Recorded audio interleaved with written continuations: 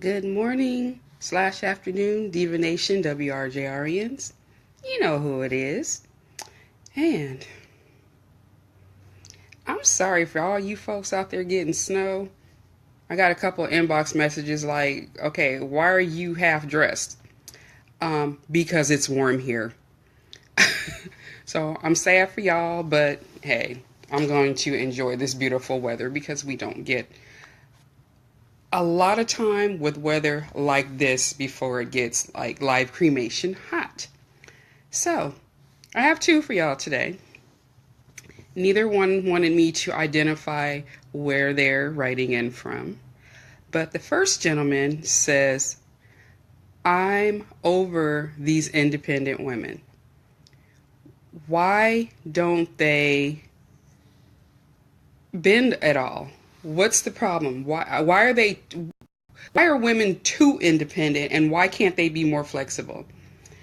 So I asked some questions and he said he was asked out on a date by a young woman. He was definitely interested in the woman. Didn't necessarily like that she asked him out, but he wanted to get to know her, so he went out with her. They had dinner, they went out for drinks afterward. They actually had a great time. The problem is, when the check arrived, being a gentleman, he decided, well, I'm going to pay it. She about had a hissy fit. It became almost an argument with the restaurant check. In the end, he did pay that check. When they went out for drinks afterward, she insisted on paying for that. And the movie, I don't even think they actually went into the movie. He said, with the exception of that, this is a great woman. He would not mind seeing her again, but he doesn't understand why she was so adamant about picking up the check. You know, she expressed that she was independent, and he's like, I'm cool with that. But as a man, as a gentleman, where do I fit in the mix? And my thought process is this. I'm independent as well. Sometimes I'm too independent for my own good. I will be the first to admit that. I think she's kind of thinking along the same lines as me. If I ask you to go out, then I fully expect to foot the bill. But on that same token, a gentleman isn't going to let that happen. And I wouldn't ask a guy out with the intention of him picking up the bill. But if he insists on doing that, I'm not going to be like, okay, well, no, you can't. I happen to be with a guy that's all about taking care of his woman. That's a whole foreign concept to me. I'm used to being the one paying for everything, paying at least my way, or some variation of the two. Not somebody that when we go out, he fully expects to pay the bill. So, you know, that's been a hard one for me to kind of rein in. So I kind of understand where she's coming from, but I also understand where he's coming from. He enjoyed spending time with this woman.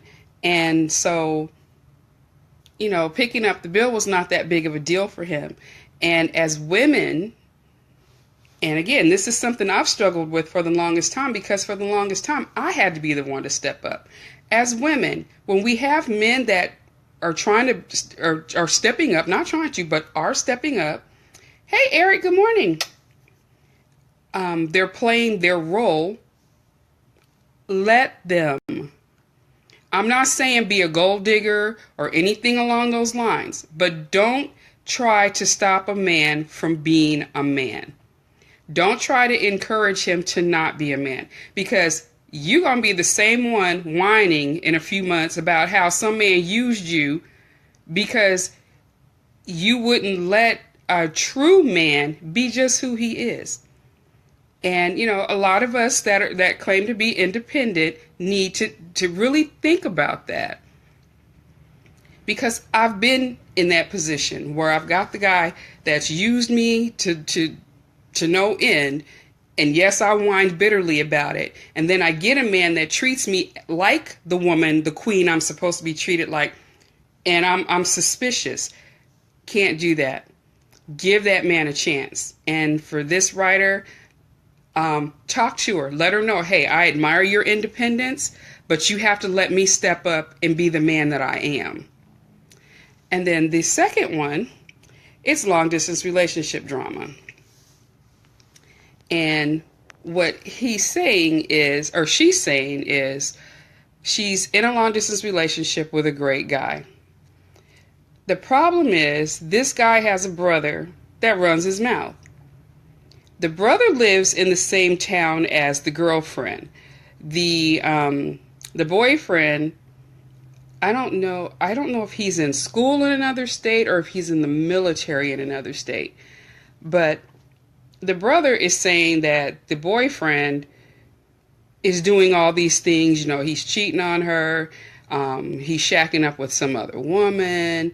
When she's trying to go visit, he says no because he doesn't have time to get the woman that he's cheating with her out of his house. Stuff like this.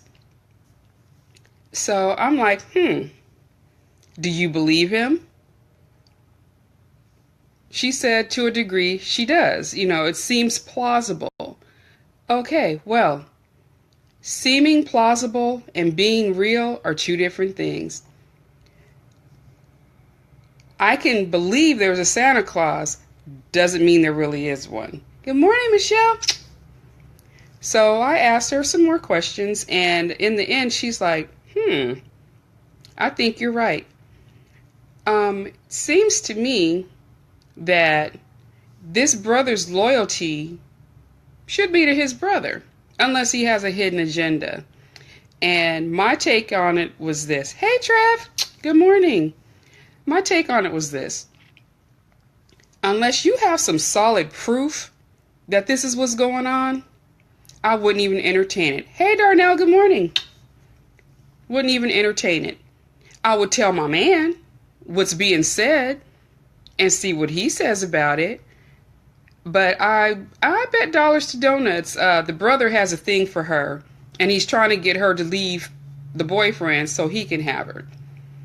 And so I asked a few more questions, you know, why does it seem plausible? She said, because when I try to visit, there's always a reason I can't. And I'm like, well, what kind of reasons?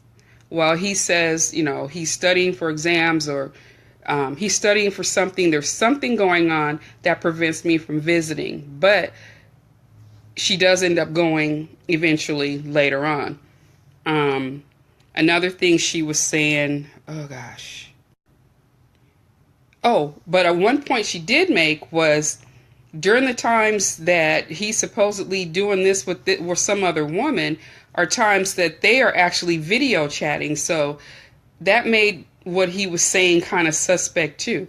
So again, my suggestion is talk to your man. Let him know what's going on. I'm not saying rat out the brother, but tell him these are the things that are being said. And if he asks who's saying them, I think he has a right to know that his brother's dogging him out like that.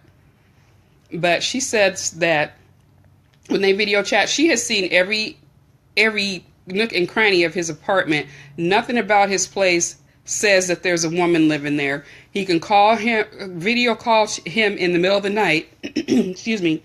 He answers, you know, and he doesn't appear to be hiding anything. So, you know, but, you know, the not being able to visit when she wants to is what made the brother's statements more plausible. Like, you can't always count on that. It's about knowing your man. It's about trusting your man. I'm one of those people that if I feel like something's going on, generally it is. So I'm going to confront that. But if you don't feel like something is wrong, don't put 100% stock in what the brother's saying, but don't count him out. Don't count that out either. Because, you know, sometimes there is something going on and you're just not privy to that yet. But, you know, keep your eyes open, keep your ears open, wait and see, watch. Either you trust your man or you don't. Anyway, that's it for me today. I'm going to go. Yeah, got some things to do today. Oh, and I got a message from a couple people. When I talk, I talk with my hands, and somebody noticed that I had a scar across my wrist, and a couple people asked me if I were okay.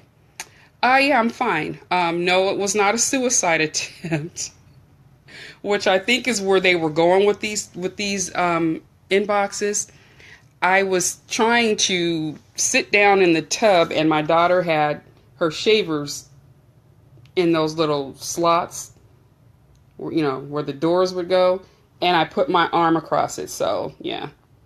I don't even know how they saw that because I can barely see it. But no, I was not a suicide attempt. I'm fine. So I will. Hey, KK. So I will see you guys later. Also, couples, it's not too late. Send me those videos and those letters letting me know what that other person means to you. And we still have some call-in and win opportunities, which you guys will get this weekend on Love Unlimited Live. That's Friday and Saturday from 11 p.m. to 2 a.m. out east, 8 p.m. till 11 p.m. out west. Hey, Lindsay, it's the Tar Heel Prince, y'all. I'm trying to look at all the love. Oh. Yeah, I'm trying to not talk with my hands. That's why I'm holding on to this necklace. And then I'll be back for the old school cool down on Sunday from 5 to 8 p.m. out east, 2 to 5 p.m. out west. And again, don't take stock in what his brother's saying. Talk to your man. If you don't trust your man, you probably don't need to be with him. And I will see y'all later. Be blessed.